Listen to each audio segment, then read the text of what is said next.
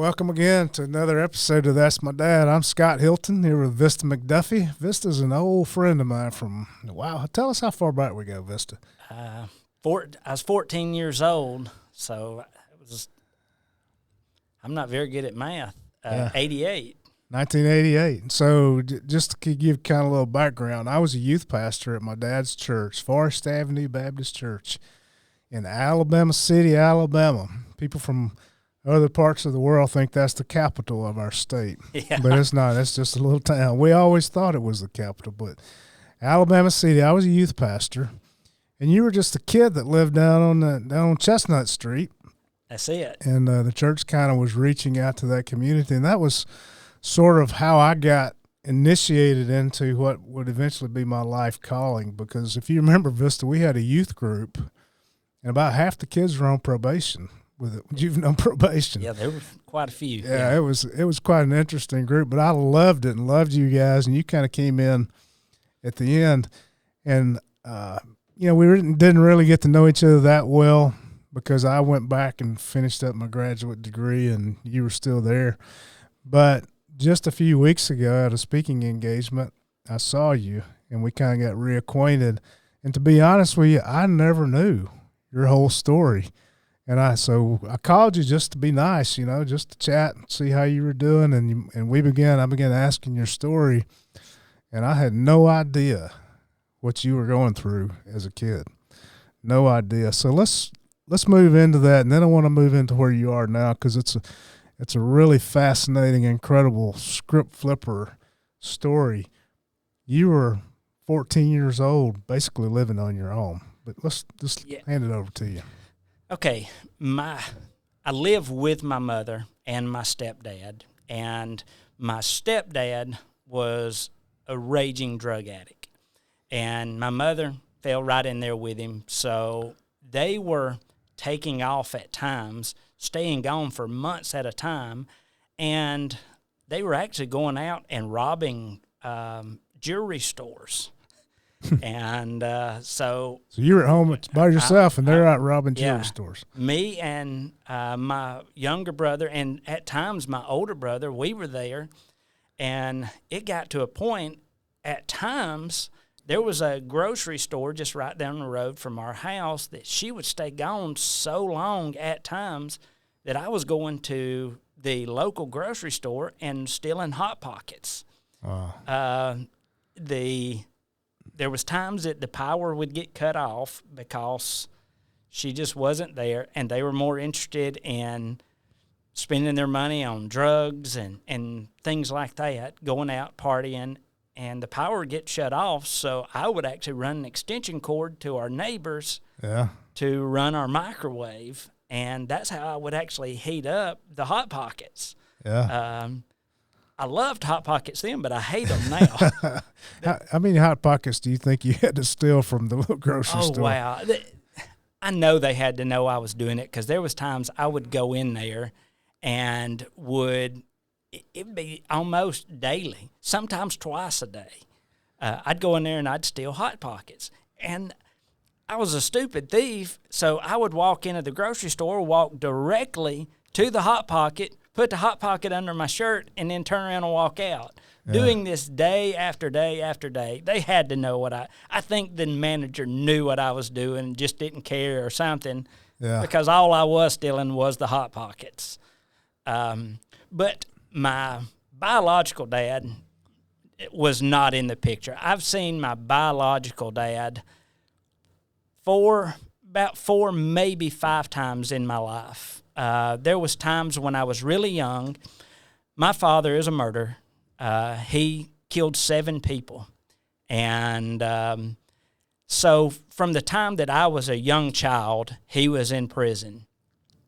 And the man, he had a genius mind, but he just used it for all the wrong reasons. And he would escape out of prison, escaped multiple times. And so there were some times when he would escape. He would come to where my mother was living at the time, and we would go on the lam together. Really? So here we are. I love my mother, but boy, she's made some really bad decisions in her life. I mean, some really bad decisions. And running off with somebody that has just escaped prison, that's one of those boneheaded decisions. Yeah. It's just not a wise thing. But I remember just a couple of the those incidents when he would escape and we would go out just wherever with him, riding around, doing whatever. My mother, at one point, she tried to put her life back together. And when she tried to put her, this was when I was probably 11, 12, somewhere right in there. She decided that she wanted to go see my biological dad. His name's Billy Wayne, by the way. She decided that she wanted to go see Billy Wayne in prison. And so we would go. And like I said, I only went just a couple of times. And when I was 14 years old, this is when I realized this man cared nothing for me. He calls me and he tells me, because I told him I was going to come visit him, and he asked me, he said, well, I need you to do me a favor. And I'm like, what's that? And I thought he was going to tell me, hey, bring me some quarters or whatever, because that's what he always wanted, was a roll of quarters. Well, this time he asked me to get a joint, roll it up, and get a belt that has a hollow center, cut it, put the joint inside the belt, and sneak the joint in. And at 14 years old, I may have been 13 at the time, I had enough wisdom to tell the man, Billy Wayne, you care absolutely nothing for me. If you're willing to allow me and encourage me to do something that's going to land me in the same place you are, you don't care anything about me. And it was at that point that I said I wanted absolutely nothing else to do with this man. And I told him, I said, Billy Wayne, I just prefer if you didn't call me anymore. I never called him Dad. He was never my dad to me. I had grandparents that took care of me and my older brother, and my younger brother actually lived with our great-grandmother when my mother was when she just wasn't capable of taking care of us. So I had a little bit of a firm foundation there, but my grandfather died when I was really young, and it forced my mother to take back over custody of me and my two brothers. And when this happened, we would go from house to house to house. We lived in the projects over in East Gadsden at times. I've seen everything that you can imagine, Scott. I have seen people breaking into our home in the middle of the night, coming in to what we think was this one guy was about to rape my mother. I have seen my stepdad, the one that was around when I was entering my teenage years. Scott, he would shoot up, and he didn't really care that anybody else was around. He would shoot up between his fingers. He would shoot up in his private areas and just completely did not care. So I saw all this as I was growing up because it just seemed to be a common theme for my mom. She loved the bad guy, I guess. She wanted the guy that didn't fit into what we consider normal life. So she made all of these decisions, and I don't think she ever thought about the effect that it would have on me and my two brothers. My younger brother, unfortunately, he fell victim to his surroundings, and he turned into a drug addict and has spent more of his life in prison than he has out of prison. My older brother and myself, we just decided that we were not going to fall into to that statistic. I despise drugs. I always have. I hated it because of what I saw it do to my mother. It took my mother away from me. And Scott, I wanted that relationship with my mom, and I never had the relationship with my dad, so I didn't really know what I was missing there. Mm-hmm. So my mom had to be mom and dad, and she was just not good at it, Scott. So there was times that you might as well say that I raised myself after my grandmother said, hey, we can't take care of the boys anymore. And I get it. I don't hold that against my grandmother. She had to do what was best for her and my peepaw, and I get that. So I don't hold any hard feelings towards my grandmother because of that. But wow, the situation that we got through into was just something else. So you're 13, 14 years old, and you're living over on Chestnut Street. Correct. You're basically raising yourself, stealing Hot Pockets. At what point in your life did you realize, hey, I'm going to do something different? Or did you stray off into that lifestyle for a while? I did, Scott. I wish I could say that I didn't, but when the theft did not stop with just Hot Pockets, I fell in with the wrong crowd. And the Hot Pockets turned into car stereos. Then it turned into breaking into people's house and stealing VCRs and DVD players and stereos and stuff like that. So I did. There was a time when I strayed. I wish that I could say that I didn't, but I did. Mm-hmm. And I met my wife when I was 18 years old. And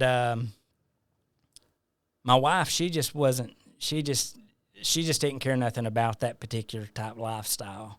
And so there was a night that me and, I use this term very loosely, my buddies decided we were going to go out and steal some car stereos. Well, Scott, that night ended up us stealing 2 cars. And it happened in Boaz. We were in Boaz and went to a car lot. The car lot had some vehicles parked around back, so we decided that we were going to go in the fence, steal some car stereos. Well, realized that there was keys in the cars, and so my buddy, there was 2 of them. My buddies decided that they were going to steal the actual cars. So we take off, and we start going down a back road in Boaz, and we just happened to go by a cop that was sitting in a church parking lot. And going down this back road in the middle of the night, 3 cars in a row, this cop realizes, hey, something's not right about this. So he comes after us, and we get to a split in the road, and the 2 guys, they go right, I go left, hoping that the cop would follow me. Well, he didn't, and he decided that he would turn right and follow the 2 that had actually stole the cars. Well, I turned around thinking they're going to ditch the cars, and I'm going to have to pick them up. And the cop saw me come back by, and when I went back by, the cop said, something's not right about that, so he pulled me over. And I spent that night in jail, or not actually in jail, but being questioned. And by the grace of God is all I can think of. By the grace of God, we were not charged that night because the owner got the cars back with no damage to them, so he didn't press charges. But the following morning, it was Marcia, my wife, it was my girlfriend at the time, we were supposed to go to North Carolina. And so I get to where she was living, and I said, I've just got to rest. I've been up all night. I actually tell her what all had happened. And she's like, no, we're going to North Carolina. And I'm like, no, we're not. So needless to say, we went to North Carolina. But she decided then that, hey, if this is the lifestyle you're going to live, I don't really care nothing about being with you. And she sent me packing for just a little bit. And I decided then, because I left something at her house, and I decided that I was going to go back to her house to get a leather jacket that I'd left there. And when I got back, she was in the corner, and she was crying. She was in a fetal position, and she was crying in a corner. And, Scott, it broke my heart. And that's actually when I fell in love with my wife. And then I realized right then that I had to do something different. Something had to change drastically. If not, I was going to end up in prison myself. So I joined the Air Force, and that was the best decision I ever made. And you retired after 25 years. I did. Retired after 24 years, 8 months, and 14 days. And then you made a 25-year career. What did you do there in the Air Force? I was a C-130 loadmaster. I was in the big four-propped aircraft, and my responsibility was to maintain the weight and balance of the aircraft. And then you kind of got established then. The Air Force helped you get established. But there were some other things going on in your personal life, too, and your spiritual development, we'll call it. Tell us about that. Absolutely. I was on what's called a TDY, temporary duty, and I was talking to my aunt. And my daughter was born at the time, and she was really young. She was probably 3-4 years old at the time. And my aunt, she asked me a question that completely changed my life. I mean, completely changed my life. She asked me, she said, Vista, when are you going to get back in church?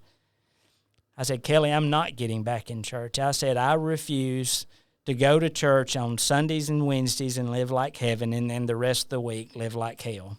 I said, I'm not going to do it.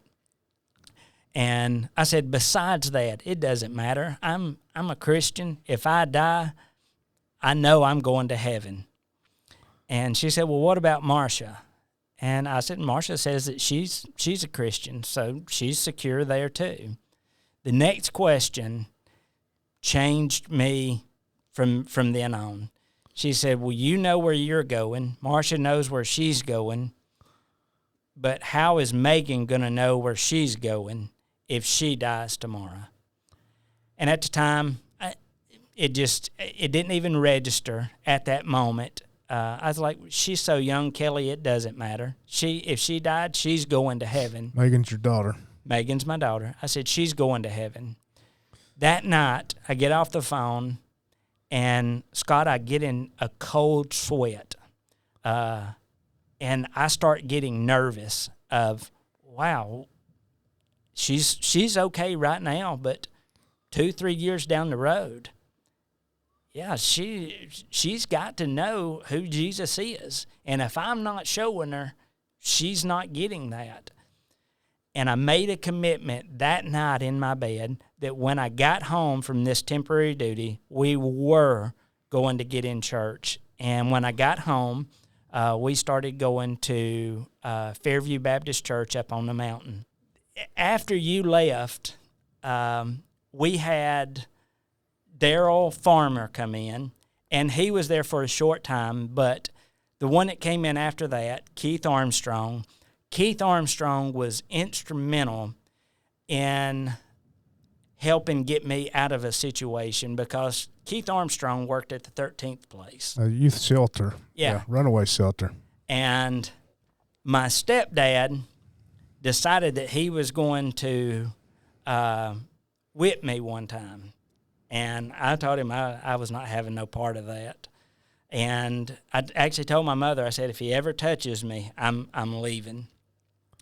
Well, Scott, he decided that he would. And I had on shorts at the time, and he took off a belt, and he gave me a whipping, and I had blood running down the back of my legs, had blood coming out of my back. And I called Keith Armstrong. Mm-hmm. And Keith Armstrong took me to the 13th place and got me out of that situation. And that was when things started changing for me because I didn't have to be there in that situation all the time. And we had neighbors, Scott, And this is why I think it's important to go back to them. We had neighbors, Wayne and Bonnie Spiegel. Wayne Spiegel, that is my dad. No ifs, ands, buts about it. Wayne Spiegel is my dad. He's not my father, but he is my dad. And he was a neighbor. He was a neighbor, and he did not, neither one of them had to put in the time that they did with me, but they put in that time. So when I ran away, after I ran away, I eventually came back. My mother convinced me to come back, but at that time, instead of being in that home, Wayne and Bonnie Spiegel gave me a key to theirs.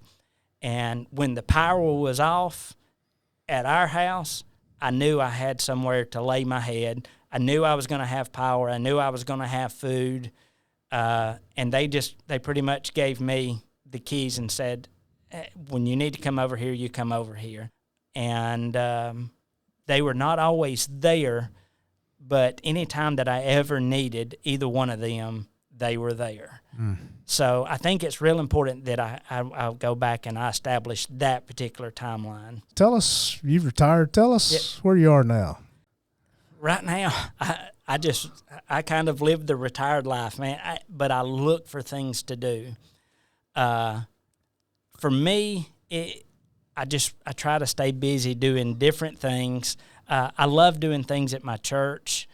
I love being able to just at a moment's notice for me and my wife to load up in our RV and take off and just go out west and spend 2 months roaming around. Big, nice RV, by the way. Yeah. Bigger than the house you grew up in. Yeah. So we would just roam around out west. Just being able to do things like that, it's a true blessing. I want to give you a chance, too, to say thanks to some people. Absolutely. Yeah, I know you're going to miss somebody. There's just no way that you won't. But there are a lot of people reached out to you. And I'm just thinking off the top of my head, there was Eddie Nichols and Chris Walker and Mike Britt and Eddie Wren, Mr. Spiegel, my dad, Keith Armstrong, Darryl Farmer. I mean, there's been a slew of people who have reached out to you. Yeah. I'm going to give you a chance to say thanks. Yeah. Scott just named every one of you. And wow, there are going to be those that I miss. But this is That's My Dad podcast. And I have to say to my dad, Wayne Spiegel, thank you, thank you, thank you. I will never, ever, ever be able to repay you for everything that you've done for me. Dad, it is because of you that I am the man that I am today. I contribute the direction and the path that I took. I contribute that to you and your guidance in my life. When you did not have to take on the responsibility, Dad, you did. And I cannot tell you how much I appreciate you for doing that, for being the dad that you did not have to be. And I really, truly appreciate that. Dad, I love you. I know that we are not the ones that are affectionate, but I want you to know from the bottom of my heart, I love you. So as we wrap up, I just kind of want to summarize this thing. Here's a kid whose dad is in prison for multiple murders. His mom's on drugs, stepdad's on drugs, living in a house with an extension cord, no power, abused, lived in a homeless shelter, lost his granddad at an early age, stealing cars, stealing equipment, ends up 25 years serving our country in the Air Force, retires, and what's most important to me is a faithful husband, a faithful daddy, not just to your biological daughter, but you also took in another daughter, as she she calls you. That's a real script flipper of a story. So as we close, I wanted to kind of summarize that, because there's a young man out there watching that says, I am now who Vista McDuffie used to be. And I want you to see from this video we're about to show you what can happen. So we got a little video clip from your daughter and a young lady who considers you to be her second dad. And this just kind of sums it up. This just kind of shows us this is what the grace of God and a job and a little hard work and a lot of people pitching in, this is what can happen. Hey, I'm Megan. Vista is my dad. The thing I like most about my dad is that I can always count on him, and he's always there when I need him to be, no matter what it is or no matter what I do. And I have done my fair share of crazy things, like bringing home 2 unapproved fur family members home, but he eventually accepted them as his grandchildren and even let us all stay rent-free. He really is the best dad. I think it's probably because he had the best daughter possible to raise, but either way, he's the best. Thanks for always being great, Dad. I love you. Hi, my name is Bailey, but if you ask Vista, I'm sister. I've been around for about 10 years or so. Me and Meg have been best friends since high school, so I have a ton of memories with Vista, family vacations, holidays, all kinds of stuff. But my very favorite memory with him is my wedding day. My husband and I asked Vista to marry us, and I know that he wouldn't do it for very many people, but he did it for us, and I'm so thankful that he did, because it was so special, and I will cherish it for the rest of my life. Something I really love about Vista is that he's passionate. Vista is such a passionate person. If you know him, you know. He doesn't just like something, he loves it. He doesn't just think something, he truly believes in it. And he's always up for a challenge. And I love that about him. I've never been lacking a father figure. I have a great dad. But Vista chooses to be one for me, and I'm so thankful that he has. I can confide in Vista. I trust his advice, and I'm just so thankful that he's there for me, now my husband and my daughter. I'm just so thankful to have him in my life, and I can't imagine without it. So, How does that make you feel? Just curious. Oh man, first my daughter and I, we are such similar creatures. Neither one of us have a filter. And we've gotten in trouble before, Scott, because we are so similar.